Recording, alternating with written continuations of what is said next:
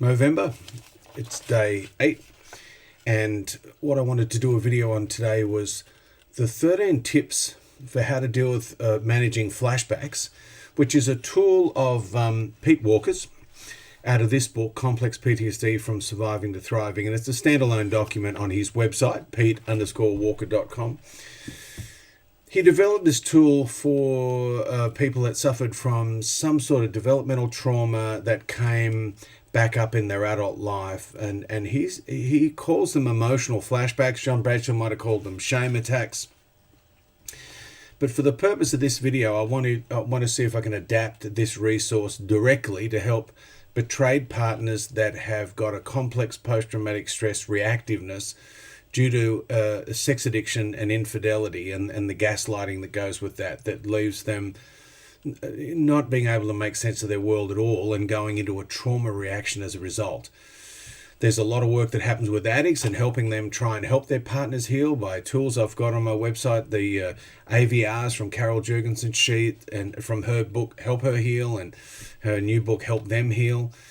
But what happens, I think, that partners end up with this disorder or a disordered way of being that they didn't deserve and didn't create, but now need to be able to heal. So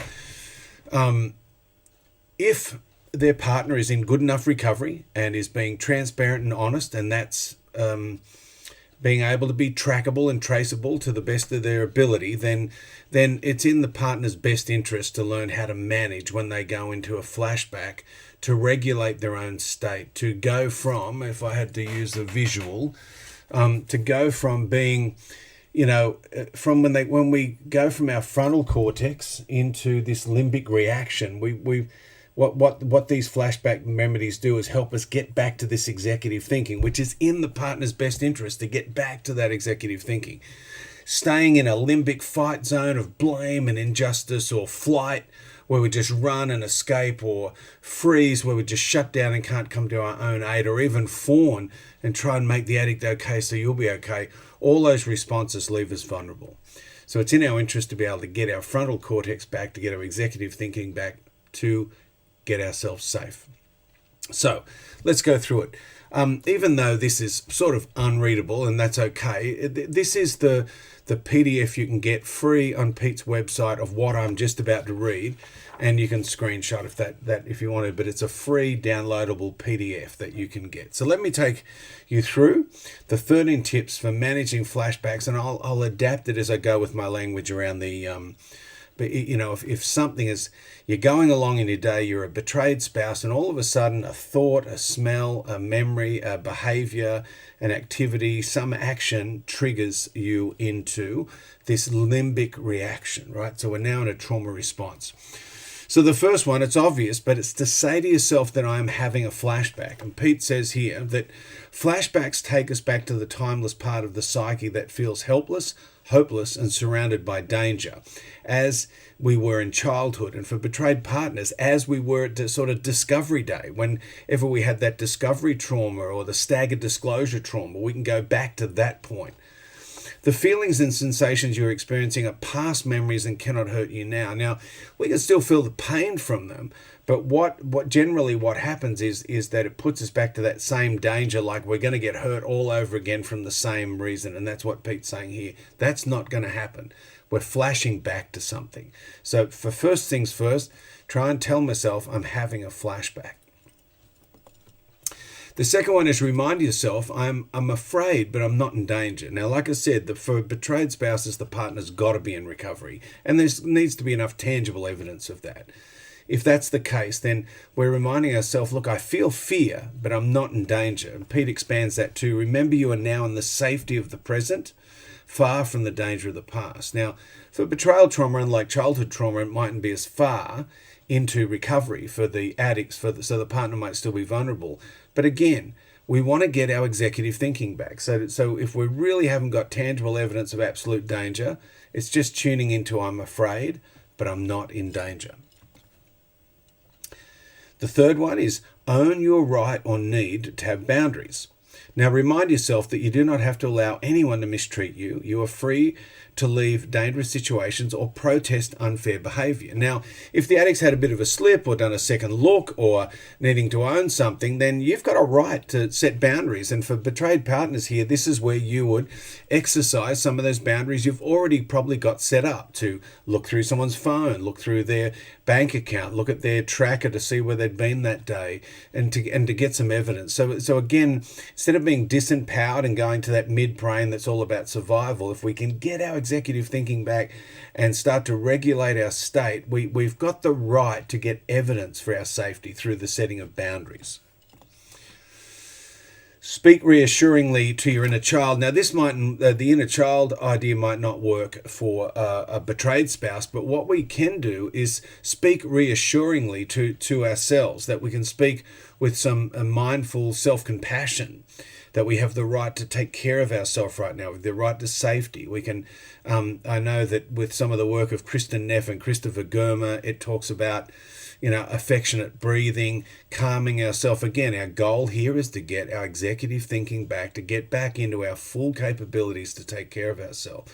So if we can execute some of that by speaking reassuringly, affirmations, gratitudes that ground us back into, we deserve to take care of ourselves right now. Now, what Pete says here is that the child needs to know, or you need to know, that you love her unconditionally and that she can come to you for comfort and protection when she feels lost or scared. Now, I would say that again, for a betrayed spouse, as in our adult self, is I have the right to be safe, I have the right to be loved, I have the right to take care of myself right now. Deconstruct eternity thinking.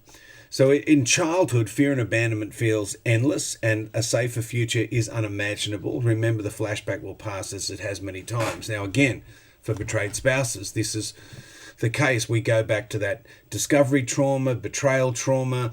We project forward. It's all happening again now. Our central nervous system's being hijacked in the moment. We're in the terror of that. So this is just, asking us, once we're speaking reassuringly to ourselves, is to just deconstruct that. And Pete says here, I just read what he just said. So it's that idea of just confront that thinking that we're in the here and now. We can deal with this in the here and now. I'm triggered, get myself calm, regulate my state, get my executive thinking back, and then make the decisions I need to in this moment to take care of myself. Number 6. Remind yourself that you're in an adult body with allies, skills, and resources to protect you that you didn't have as a child. And I would say that for betrayed spouses, this is also that in recovery, we get a chance to get some support, some women around us, some opportunities, that there's people we can call, practices that we can do to pull into these skills, to reassure ourselves, to take care of ourselves. Excuse me, I've got that Sydney bug that's going around right now. So it's just saying, with allies and skills to protect yourself that you never had as a child. Feeling small and little is a sure sign you're in a flashback.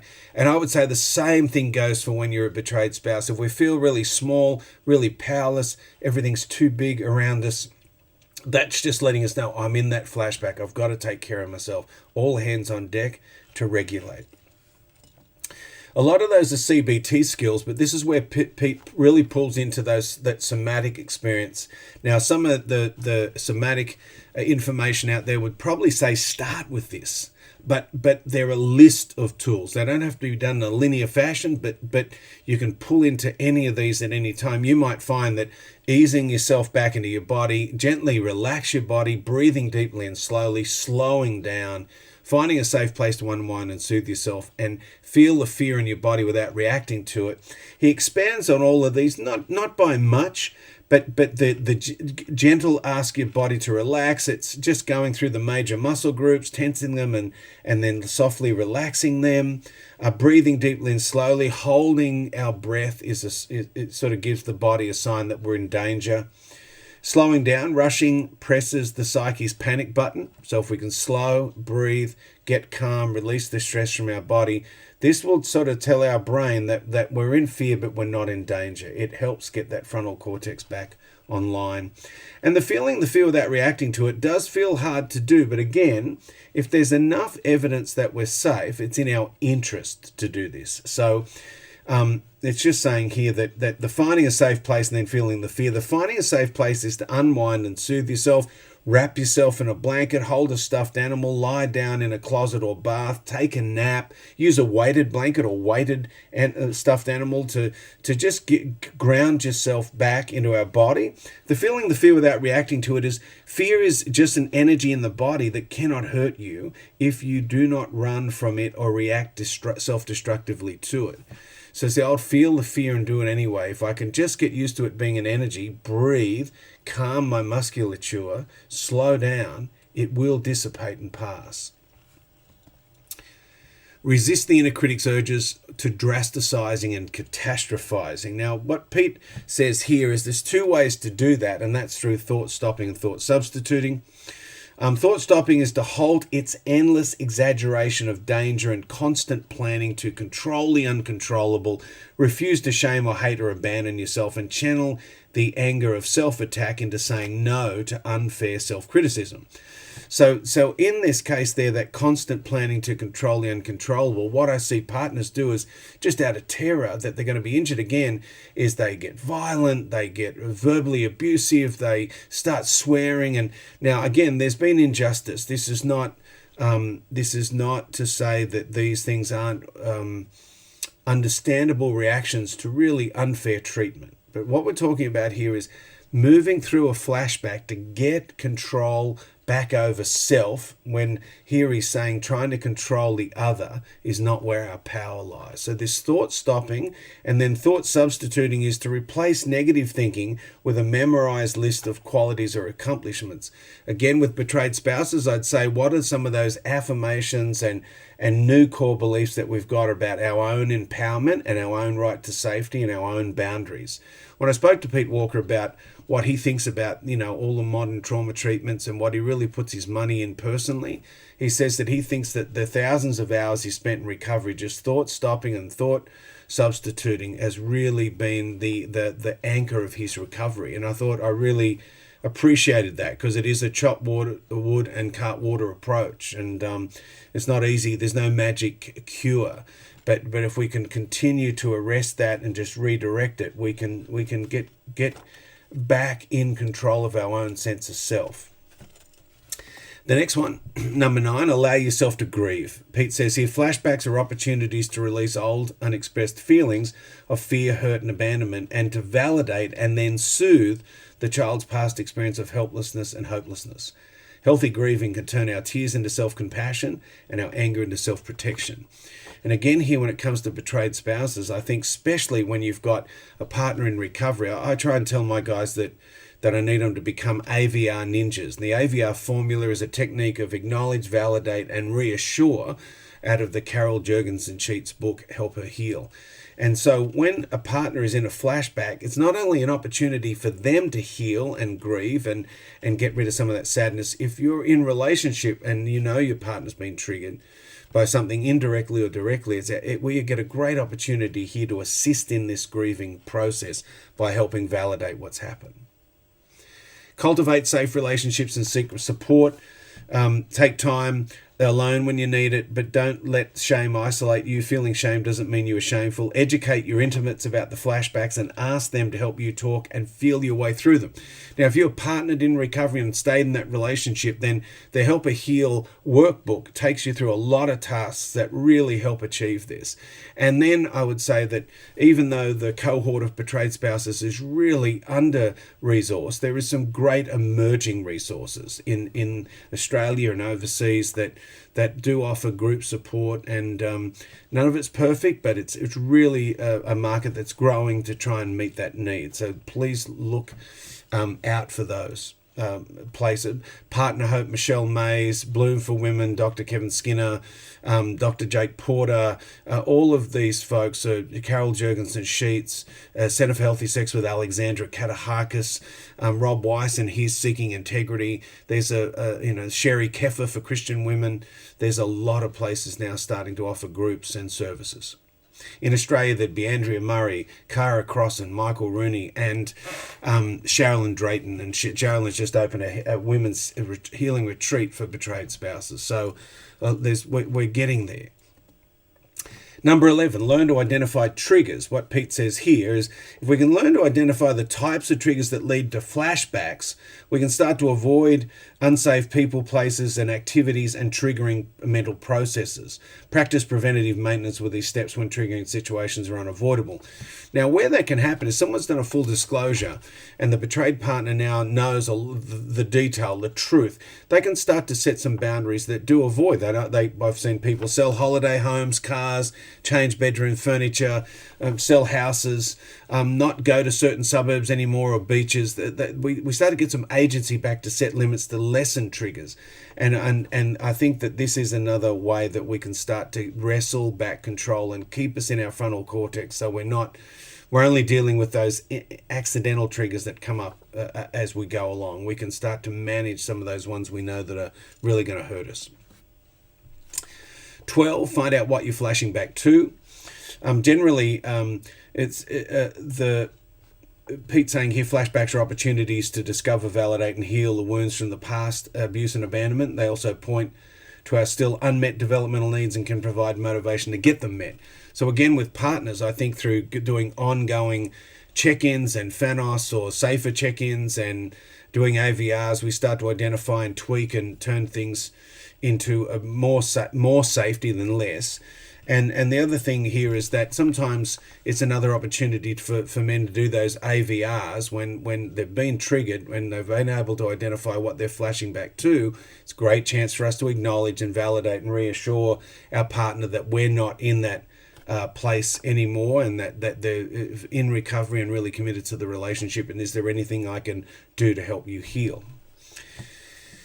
Last but not least, be patient with the slow recovery process. And I certainly see this with partners and even addicts will say, when will this get better and when will it be over?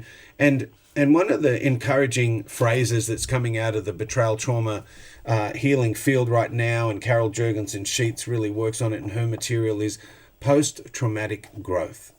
So even though it takes time in the present to become unadrenalized and considerable time in the future to gradually decrease the intensity, duration, and frequency of flashbacks, real recovery is a gradually progressive process, often 2 steps forward and 1 step back.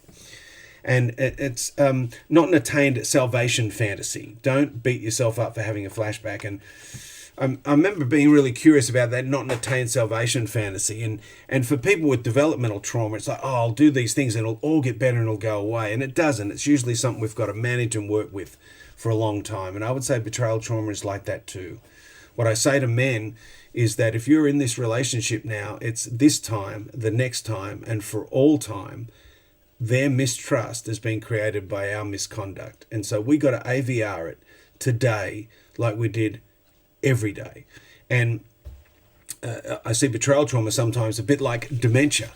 And I don't mean this with any disrespect, but it's to try and educate an addict that if our partner is in a flashback, then we created that with our misconduct. And like a dementia, if I go, say my mother's got dementia, and I go over there, I'm going to need to meet her with educating her on who I am. And she might know who I am. I might need to say, Mum, it's Steve, I'm your son. And I need to be patient and kind. I'm not going to say, why? What's wrong with you? You can't remember who I am? And I think with betrayal trauma, once we accept we created it, and this time, the next time, and for all time, I need to make myself available to help my partner heal, then I think we're going to go a long way to fast-tracking the progress of this, but with still surrendering that salvation fantasy that's all going to go away and everything will be wonderful again.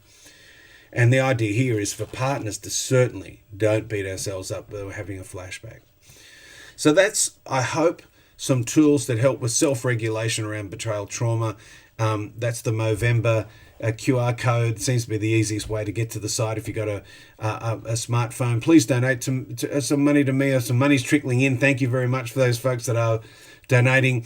And you can go to Steve Stokes Counselling and Consulting and see all the links to the videos there if you like, so you don't have to go through social media or the YouTube page.